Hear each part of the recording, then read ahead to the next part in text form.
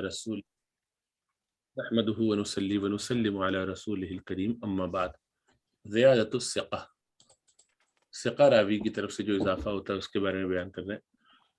व ज़ियादतु रावीहिमा अय अस्सहीह वल हसन मक़बूलतुन मा लम तक़अ मुनाफ़ियतन लिरिवायति मन हुवा अवसक़ु मिम्मन लम यज़कुर तिल्क ज़ियादा लिअन्न ज़ियादता इम्मा अन तकून ला तनाफ़िय बैनहा व बैन रिवायति मन लम यज़कुरहा फ़हाज़िहि तुक़बलु मुतलक़न लिअन्नहा फ़ी हुक्मिल हदीसिल मुस्तक़िल الذي ينفرد به الثقة ولا يروي عن شيخه غيره وإما أن تكون منافيا بحيث يلزم من قبولها رد الرواية الأخرى فهذه التي يقع الترجيح بينها وبين معارضها فيقبل الراجح ويرد المرجوح.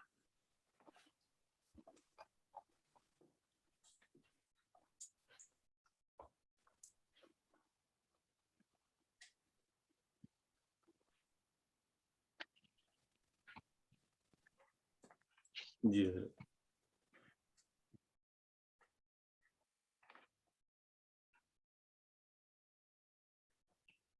آواز نہیں آ رہی آپ کو؟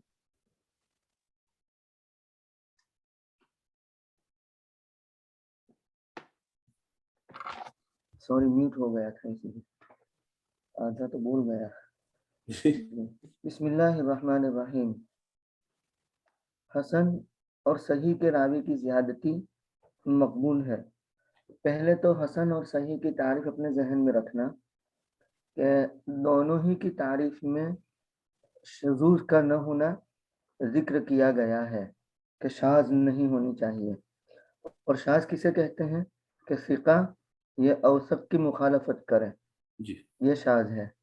تو اب یہاں آئیے، حسن اور صحیح کے راوی کی زیادتی مقبول ہے، مطلب اس کو لیا جائے گا جب تک کہ وہ منافی نہ ہو، یعنی خلاف نہ ہو اس کی روایت کے جو اس سے زیادہ ثقہ ہیں اس میں سے، یعنی ان راویوں میں سے کہ جس نے اس زیادتی کو بیان نہیں کیا ہے.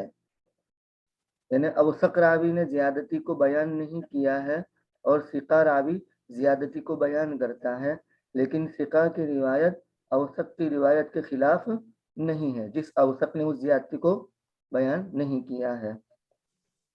لأن الزیادت، اس لیے کہ زیادتی یا تو یہ کہ منافات نہ ہوگی، تعارض نہ ہوگا اس کے درمیان، یعنی اس کی روایت کے درمیان اور اس کی روایت کے درمیان جس نے اس زیادتی کو بیان نہیں کیا ہے. یعنی ثقہ جس نے زیادتی کو بیان کیا ہے اور اوثق جس نے زیادتی کو بیان نہیں کیا ہے، دونوں کی روایت کے درمیان کوئی منافات اور کوئی تعارض اور کوئی کانفلکٹ نہیں ہے. فہذہ تقبل مطلقاً، تو یہ زیادتی مطلقاً قبول ہوگی، آنکھیں بند کر کے قبول کر لو. لأنہا فی حکم الحدیث المستقل، اس لیے کہ یہ یعنی ثقہ راوی نے جو زیادتی بیان کی ہے وہ روایت یہ مستقل حدیث کے حکم میں ہو جائے گی جس میں وہ ثقہ راوی منفرد ہے. ولا یروی ہی، اور اس کو وہ اس کے علاوہ اس کو اس کے شیخ سے کوئی دوسرا نقل نہیں کرتا، یعنی یہی ثقہ ہی اس زیادتی کو نقل کرتا ہے، کوئی دوسرا اس کے شیخ سے نقل نہیں کرتا. ولا یروی ہی، اور نہیں روایت کرتا ہے اس حدیث کو اس کے شیخ سے اس کے علاوہ کوئی دوسرا. وَإِمَّا أَن تَكُونَ، دوسری صورت یہ ہوگی کہ ثقہ نے زیادتی تو بیان کی جو اوثق کی روایت میں نہیں ہے تو لیکن منافات ہے، یا تو یہ کہ منافات ہوگی، تعارض ہوگا ثقہ کی روایت میں اور اوثق کی روایت میں. کیسے؟ اما ان تکون منافیتاً، یا تو منافات ہوگی اس طور پر کہ اس کے قبول سے، یعنی زیادتی کے قبول سے لازم آئے گا دوسری روایت کا رد کرنا. فہذہ التی، پس یہ وہ ہے کہ جس کے درمیان اور اس کے معارض کے درمیان ترجیح واقع ہوگی تو راجح کو قبول کیا جائے گا اور مرجوح کو رد کر دیا جائے گا. یعنی جب ثقہ راوی جس نے زیادتی کو بیان کیا ہے اور اوثق راوی جس نے زیادتی کو بیان نہیں کیا ہے، ان دونوں کی روایت کے درمیان اگر منافات نہیں ہے تب تو آنکھیں بند کر کے قبول کر لیں گے، لیکن منافات ہے تو ظاہر بات ہے کہ جس ثقہ راوی نے زیادتی کو بیان کیا ہے اس کی روایت لیں گے تو اوثق کی روایت یہ چھوٹ جائے گی، اور اوثق کی لیں گے تو ثقہ کی چھوٹ جائے گی۔ تو دونوں کے درمیان اب ترجیح قائم کرنے کے لیے اسباب ترجیح کو دیکھیں گے، اور اسباب ترجیح جس کے اندر زیادہ ہوں گے وہ روایت راجح ہوگی، اور دوسری روایت کو مرجوح قرار دیا جائے گا۔ تو اس صورت میں راجح کو قبول کیا جائے گا اور مرجوح کو رد کیا جائے گا۔ اور اسباب ترجیح کیا؟ جیسے ضبط کی کثرت کسی میں ہے، کسی میں قلت ہے، یا طرق کی کثرت کسی میں زیادہ ہے اور کسی میں طرق کی کثرت نہیں ہے، کم ہے، تو اس طریقے سے اس کو ذرا حاشیہ میں دیکھ لے۔ ذکر قسمین، یہ نیچے انہوں نے دیا اچھا، کیونکہ اس میں کہتے ہیں کہ ذکر قسمین لزیادت الثقة يتضمنان قسما ثالثا وهذه الاقسام هي ان تكون الزيادة غير منافية للحديث اصلا فهذه تقبل لان في حديث مستقل تفرد به ثقة فانه يقبل منه يعني يقبل منه، یہ ہو گیا۔ تو پہلی والی آگے ان تخالف الزیادة ما رواه الثقات وهذه ترفض، اس کو چھوڑ دیا لان من نوع الشاذ وسبق اشتراط عدم الشذوذ في الصحيح والحسن۔ اور تیسری پھر یہ بنی وہی جس میں ترجیح کی بات ہو رہی ہے، غالباً ما يقع بين هاتين المرتبتين كزيادة اللفظ تقييدا ما كزيادة اللفظة تقيد تقيد الاطلاق الحديث او تخصص عمومه وفيها خلاف اشار الحافظ الى انها تقبل فانه قال في الزيادة المرفوضة منافية بحيث يلزم من قبولها رد الرواية الأخرى، يلزم رد الرواية الأخرى، وهذا القسم الثالث لا يلزم من قبوله رد الرواية الأخرى فيقبل، وهو مذهب الشافعي ومالك وأحمد، ولم يقبل أبو حنيفة هذا القسم لأن الزيادة لما الحكم الأصلي لما غيرت الحكم الأصلي لما غيرت الحكم الأصلي أصبحت من نوع الزيادة المعارضة. مثال ذلك حديث النعيم المجمر صليت وراء أبي هريرة فقال بسم الله الرحمن الرحيم ثم قرأ بأم القرآن الحديث، رواه النسائي وصححه ابن خزيمة. تفرد النعيم المجمر بزيادة الجهر بالبسملة وهو ثقة وغيره لم يذكر الجهر بها. وجه تردد هذا المثال بين القسمين أنه يشبه الأول لموافقته على قراءة البسملة ويشبه الثاني لزيادة الجهر بها، وهو نوع مخالفة تؤثر في الحكم. فقال الشافعية يسن الجهر بها وخالف الجمهور وفسروا الحديث بأنه سمعها لقربه. انظر إعلام الأنام، یہ اچھی انہوں نے تھوڑی وضاحت اس کی کر دی۔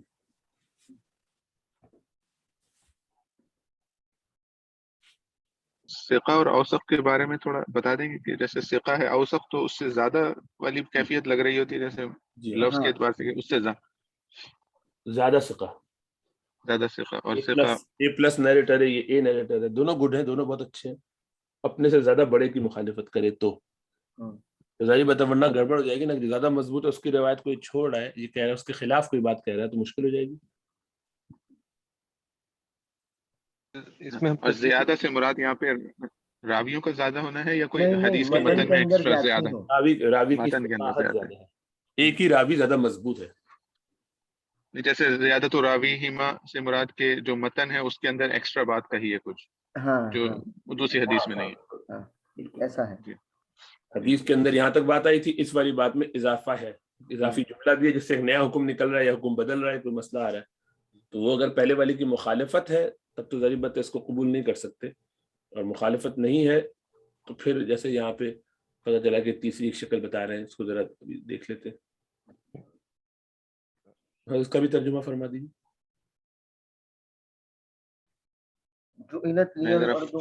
فجر کی نماز کی اجازت ہے؟ ہاں آپ کی نماز کا وقت ہے، میں ریکارڈنگ انشاءاللہ فالو کر لوں گا۔ جی ہم ترجمہ دیکھ لیتے ہیں۔ جی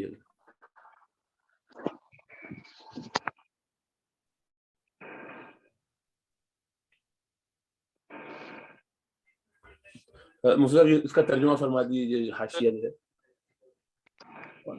کس کا؟ اور نیچے حاشیہ جو میں نے آن لائن لگایا، تیسرا نمبر ہاں یہ تیسرا والا ضم مختلف ہے نا، اوپر سے پورا ہی دیکھ لیتے تاکہ سب کو اس کی آسانی ہو جائے. ذکر قسمین لزیادت الثقة یتضمنان قسما ثالثا وهذه الاقسام هي. دو قسموں کا ذکر کیا ثقہ کی زیادتی کے لیے جو دونوں متضمن ہے تیسری قسم کو، اور وہ تین اقسام یہ ہیں. نمبر 1 ان تكون الزیادة غیر منافیة للحدیث اصلا فهذه تقبل لأنها في حكم حديث مستقل تفرد به الثقة فإنه يقبل منه. نمبر 1 یہ کہ زیادتی مطلقاً حدیث کے منافی نہ ہو تو وہ قبول کی جائے گی، اس لیے کہ وہ مستقل حدیث کے حکم میں ہے جس میں ثقہ راوی منفرد ہے، متفرد ہے، تو وہ اس سے قبول کی جائے گی. نمبر 2 ان تخالف الزیادۃ ما رواہ الثقات فهذه ترفض. زیادتی مخالف ہو اس کی جس کو ثقات نے بیان کیا ہے، نقل کیا ہے، تو یہ رفض کر دی جائے گی، چھوڑ دی جائے گی. ترفض بمعنی تترک، لأنها من نوع الشاذ، اس لیے کہ یہ شاذ کی قبیل سے ہو جائے گا، یعنی ایسی چیز کہ جس کو کسی نے بیان نہیں کیا ہے.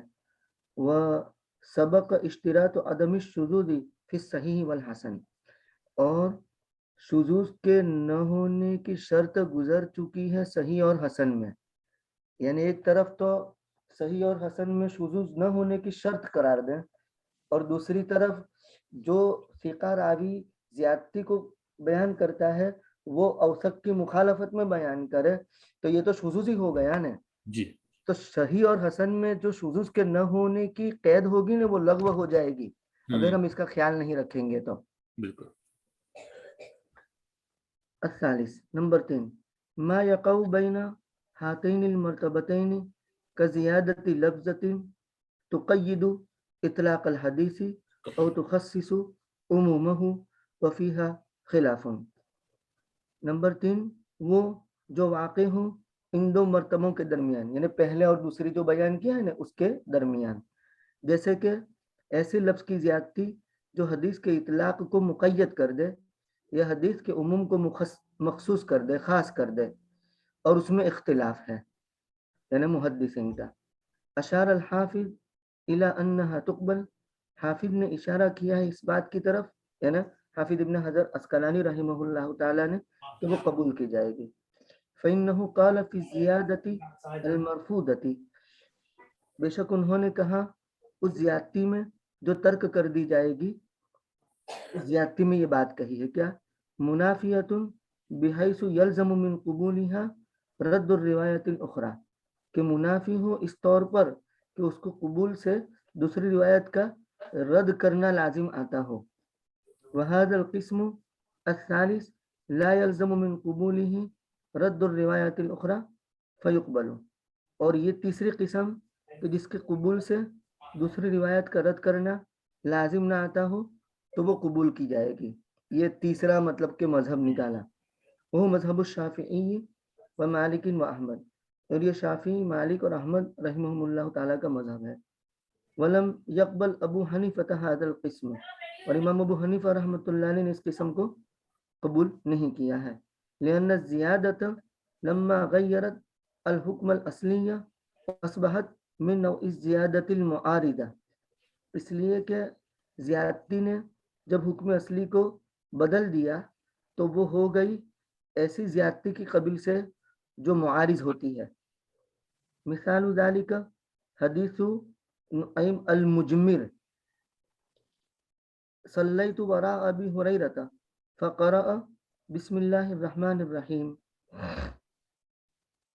یہ مجمر یا مجمر دھونی دیتے تھے مسجد میں، اس وجہ سے ان کا یہ لقب ہے.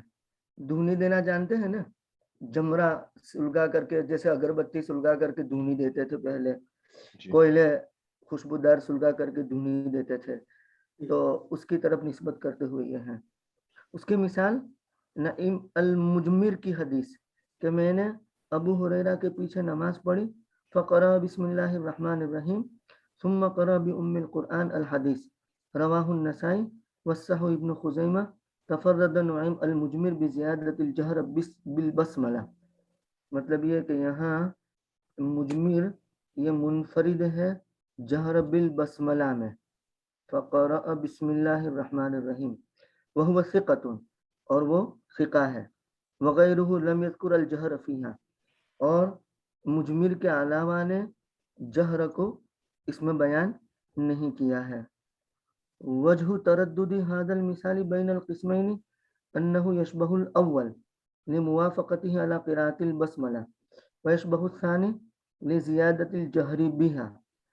اس مثال کے تردد کی وجہ دونوں قسموں کے درمیان یہ ہے کہ پہلے کے مشابہ ہیں اس کے بسملہ کی قراءت پر موافق ہونے کی وجہ سے، اور دوسرے کے مشابہ ہیں بسملہ کی جہر کی زیادتی کی وجہ سے. یعنی بسملہ تو ہے لیکن بسملہ فی جہرن ہے. وہ نوع مخالفت تؤثر فی الحکم، اور یہ مخالفت کی ایک قسم ہے جو حکم میں مؤثر ہے. فقال الشافعی، چنانچہ امام شافعیہ یوں کہتے ہیں کہ جہرن بسم اللہ ہوگی، اور جمہور نے مخالفت کی. وفسروا الحدیث بأنه سمیہا لقربہ، اور جہاں جہر بالبسملہ کی بات آتی ہے تو وہاں جمہور نے تعویل کی، تفسیر کی حدیث کی کہ اس کو سن لیا تھا ان کے قریب ہونے کی وجہ سے. یعنی وہ بہت قریب تھے راوی نبی صلی اللہ علیہ وسلم سے، تو وہ سن لیا تھا تو اس کو جہر سے تعبیر کر دیا، باقی وہ جہر تھا نہیں. ماشاء اللہ، جزاک اللہ. واشتهر عن جميع من العلماء القول بقبول الزيادة مطلقا من غير تفصيل، ولا يتأتى ذلك على طريق المحدثين الذين يشترطون في الصحيح ألا يكون شاذا ثم يفسرون الشذوذ بمخالفة الثقة ومن هو أوثق منه. والعجب ممن اغفل ذلك منهم مع اعترافه باشتراط انتفاء الشذوذ في حد الحديث الصحيح وكذا الحسن. اور مشہور ہے علماء کی ایک جماعت سے، کیا مشہور ہے اس کا فائل، زیادتی کے قبول کرنے کا قول مطلقاً بغیر تفصیل کے. اوپر تو زیادتی کے قبول کرنے کا قول تفصیل سے آیا نے کہ اگر منافات نہ ہو ثقہ اور اوثق کی روایت کے درمیان تب تو قبول کر لیا جائے گا، اور اگر منافات ہو تو ترجیح کے اسباب کو دیکھا جائے گا اور راجح مرجوح قرار دیا جائے گا. لیکن کچھ علماء نے مطلقاً زیادتی کے قبول کا قول نقل کیا ہے، تو اس کے بارے میں صاحب کتاب فرماتے ہیں وَلَا يَتَأَتَّى ذَلِكَ عَلَى طَرِيقِ الْمُحَدِّثِينَ وَلَا يَتَأَتَّى بِمَعنَى لَا يَسْتَقِيمُ. یہ درست نہیں ہوگا ان محدثین کے طریق پر جو شرط لگاتے ہیں صحیح میں یہ کہ شاذ نہ ہو. بھئی حسن میں بھی یہ قید ہے اور صحیح میں بھی یہ قید ہے، یعنی ان کی تعریف میں یہ بات آتی ہے کہ اس میں شذوذ نہیں ہونا چاہیے. تو اب اگر ثقہ راوی جو اوثق کی مخالفت کرتا ہے زیادتی کو بیان کر کے، اور وہ زیادتی مطلقاً قبول کر لی جاوے قطع نظر اس سے کہ اس سے اوثق کی مخالفت ہوتی ہے یا نہیں ہوتی، تو اس صورت میں پھر صحیح کی تعریف میں شذوذ نہ ہونے کی جو قید ہے وہ قید تو لغو ہو جائے گی. تو کہا کہ پچھلی بات ملحوظ خاطر رہنی چاہیے، کیا کہ دونوں کے درمیان منافات نہ ہو تو زیادتی قبول ہوگی، اگر منافات ہو تو زیادتی قبول نہیں کی جائے گی. تو کہتے ہیں کہ یہ درست نہیں ہوگا ان محدثین کے طریق پر جو شرط لگاتے ہیں صحیح میں یہ کہ شاذ نہ ہو. پھر شذوذ کی تفسیر کیا کرتے ہیں؟ پھر شذوذ کی تفسیر کرتے ہیں کہ ثقہ کی مخالفت ہو اس سے جو اس سے زیادہ ثقہ ہو، یعنی ثقہ اوثق کی مخالفت کرے، یہ شذوذ ہے. تو یہاں اگر ثقہ کی زیادتی کو مطلقاً قبول کر لیں گے تو اوثق کی مخالفت تو ہوئی نہ، تو جب مخالفت ہوئی تو شذوذ ہو گیا. ایک دوسری طرف صحیح کی تعریف میں آپ شذوذ نہ ہونا کہتے ہو، اور تیسری طرف آپ یوں کہتے ہو کہ اس کی زیادتی قبول کر لی جائے گی، تو کانٹریڈکشن ہو رہا ہے. والعجب، اور عجب ہے ان لوگوں سے جو ان میں سے اس سے غافل ہیں، مع اعترافی باشتراط انتفاء الشذوذ فی حد الحدیث الصحیح، باوجود یہ کہ ان کا اعتراف ہے شذوذ کے نفی کی شرط کے بعد میں صحیح حدیث میں اور حسن حدیث میں بھی، یعنی سب اس بات کے تو قائل ہیں، سب اس بات پر تو جمع ہیں اور متفق ہیں کہ حسن اور صحیح میں شذوذ کی قید ہے، یعنی شاذ نہ ہونا چاہیے، ایک طرف یوں کہتے ہیں، اور دوسری طرف ایک جماعت یوں کہتی ہے کہ اگر ثقہ زیادتی نقل کرتا ہے تو اوثق کے مقابلے میں اس کی زیادتی کو قبول کر لیا جائے گا، قطع نظر اس سے کہ وہ اوثق کی روایت کے مخالف ہو یا نہ ہو، منافات دونوں کے درمیان ہو یا نہ ہو۔ تو یہ دل کو لگنے والی بات نہیں ہے، بغیر مطلب یہ کہ مطلقاً جو زیادتی کو قبول کرنے کا قول کیا نا، وہ سمجھ میں آیا؟ جی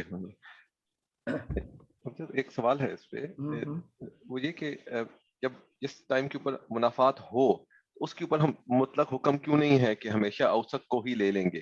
یہ کیوں ہے کہ ترجیح کے اسباب دیکھے جائیں گے؟ اگر ہاں،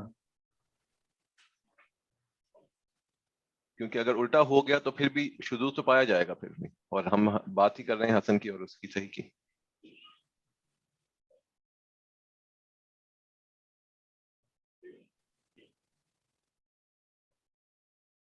کیونکہ ایک چیز ہے مطابق ہونا اور ایک چیز ہے منافی ہونا، اور ایک تیسری چیز ہے، دونوں پہ کوئی فرق نہیں پڑتا۔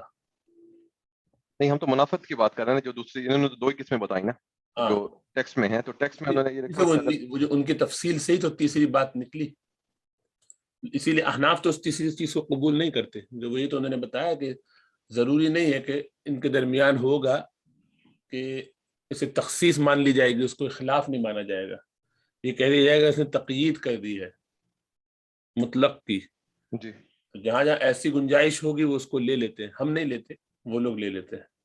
یہ نیچے انہوں نے تفصیل بیان کی نا اس کی، جی وہ کہتے ہیں کہ وہ اس کی مخالفت نہیں سمجھتے، بلکہ سمجھتے ہیں کہ مخالفت نہیں ہے، مطابقت بھی نہیں ہے، مخالفت بھی نہیں ہے، گویا ایک اضافہ ہے، اور وہ اضافہ جو ہے وہ اس سے کوئی فرق نہیں پڑتا، یعنی گنجائش ہے اس کی، وہ گویا اس کی تقیید کر دے گا، تخصیص کر دے گا، اطلاق کے عموم پہ آ جائے گا، کچھ ایسا مسئلہ ہو جائے گا تو ہم اس کو لے لیں گے، کوئی مذاکرہ نہیں۔ احناف کہتے ہیں کہ نہیں، ایسا نہیں ہے، اس سے تو ظاہر بات ہے اس کا اصلی حکم جو ہے وہ تبدیل ہوگا، اس لیے اس کو قبول نہیں کریں گے۔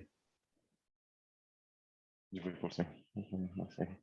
جہاں کلیئر کٹ اس کی منافی ہوگی تو وہ بھی قبول نہیں کریں گے، ظاہری بات ہے۔ جی وہ تو ٹھیک ہے، ڈیفینیشن ہے اس پہ تو وہ ہمارے ساتھ ہی ہوں گے، لیکن احنافی اس میں یہ اضافی جو ہے اس کو نہیں لیتے کہ بھئی یہ زیادتی بھی ہو رہی ہو، اور یعنی اور وہ جو ہے وہ اس کے مطابق بھی نہ ہو، بلکہ اس سے ایک نیا حکم آ رہا ہو تو ہم اس نیا حکم کو نیا ہی سمجھیں گے اس کو، یعنی ہم سمجھیں گے کہ آپ پچھلے والے حکم کو نلیفائی تو کر ہی رہے نا کسی درجے میں، یعنی صحیح حدیث میں آمین یا بسم اللہ الرحمن الرحیم جہرن نہیں آیا اور ایک میں آیا ہے، تو یہ زیادہ، یہ بھی صحیح ہے وہ بھی صحیح ہے، زیادہ اور سخت کہہ رہا ہے کہ نہیں ہے اور یہ کہہ رہے ہیں کہ ہے، تو حنفی کہیں گے کہ نہیں، وہ کہتے ہیں کہ یہ تخصیص ہو گئی، اس میں تخصیص نہیں ہوئی، بلکہ ہم یہ کہیں گے کہ آپ نے گویا اس کا نسخ کر رہے ہیں ایک درجے میں، ہم اس میں وہ یہ قید وغیرہ نہیں لگائیں گے اس بنیاد پر، ورنہ یہ شاذ بن جائے گی۔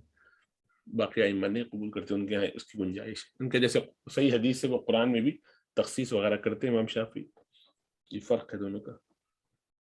صحیح میں پھر احناف کے ہاں پہلے والی قسم کی مثال کیا ہوگی جس میں وہ جو کہ غیر منافی ہے اصل حدیث کے تو قبول کر لیں گے؟ یہ ہو گئی نا منافی، یعنی کہ دوسری والی قسم مجھے لگا کہ کہیں کہ 3 جو انہوں نے بتائی ہیں احناف کے ہاں 3 نہیں ہے، 2 ہی قسمیں ہیں۔ ہاں بالکل۔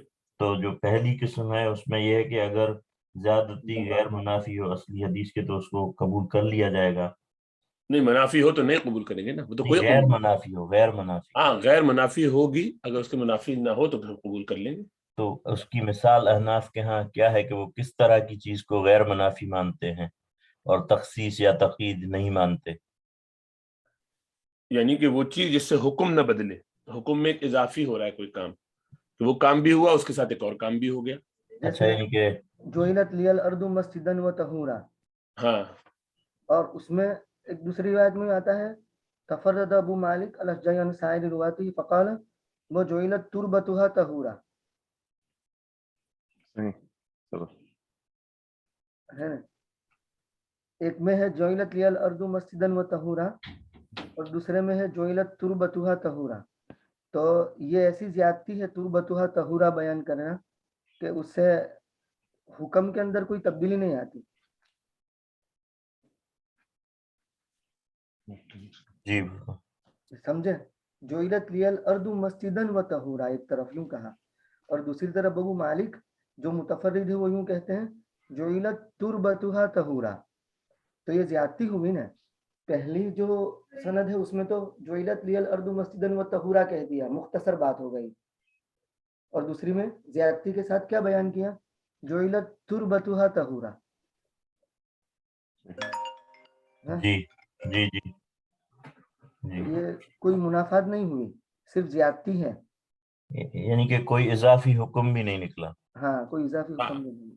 وہ حدیث صحیح مانی جائے گی، اس کے اندر اضافی کا کوئی لفظ ہے جس سے اسی کی یا تو وضاحت ہو گئی یا کوئی ایسی چیز آ گئی جس سے حکم شریعت کا نہیں بدل رہا. حرام حلال یا مکروہ ہونے میں یا مسنون ہونے میں کوئی فرق نہیں آئے گا.